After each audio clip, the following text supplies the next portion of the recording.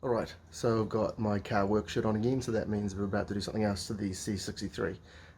So I'm going to do some preventative maintenance on the sunroof, just using some silicone gel to moisturize the rubber and also make sure the tracks are clean, both the rain as well as the sunroof track that guides the actual sunroof mechanism. Right, so let's go get into it. Alright, so the first thing you're going to need is some silicone grease.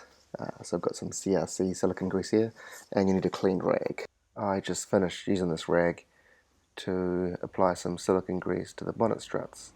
It helps keep the O-rings inside the cylinder moisturized.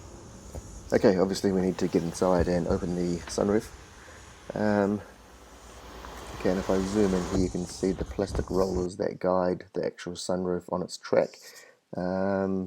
And you can see just on the left there's a bit of debris that's sitting attached to the grease there. We need to ensure that that rail is totally clear of debris. There might be quite a bit of grease residue left over. You want to get rid of all of that and any dirt as well. So that didn't really do a lot. Do another sweep here, that should finish it off. There you go, that's looking pretty good now. The channel to the left is the rain channel. This channel here doesn't need any grease, just need to keep it clean. You want to let the water continue to flow out of those little holes and outside the car. Now what I'm going to do is apply some clean grease to both sides of the rail where the plastic rollers connect. Move the sunroof back and forward quite a few times, maybe 3 or 4 times.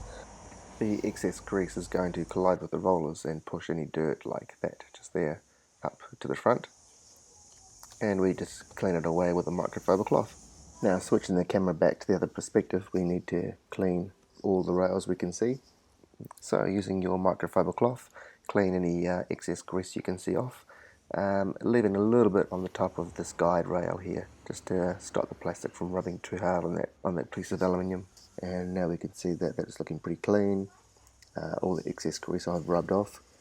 Now the one final step you can do is to apply some silicone grease to the plastic wind deflector.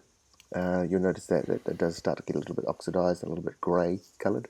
So that silicone is actually quite good at making a plastic come back to that deep black glossy look.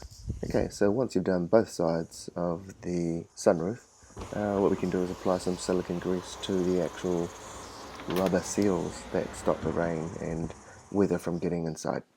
Okay, so just put a little bit, like maybe a thumbnail size, on some clean microfiber cloth and apply it to the rubber. You don't need to push too hard. You'll notice a little bit of oxidation coming off the rubber. At the rear of the sunroof, you need to apply some silicone to the rubber, both the top side and the bottom side, as you can see here.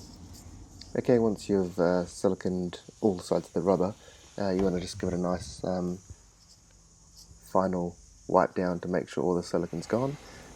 Alright, so when you finish, take a step back and admire your handiwork.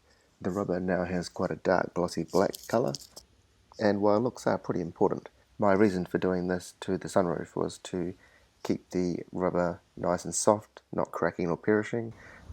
Alright, so that does it for the sunroof. You don't need to do it that often. I do mine twice a year, just to make sure that all that oxidization that you saw on the rag is gone, and make sure that the silicone grease can really sink into that rubber and keep it moisturized. Make sure you do the outside, the inside on the top part, and both sides of the rubber seal at the back. Okay, so that's it for me. Thanks for watching again, and I'll catch you in my next video. Thanks.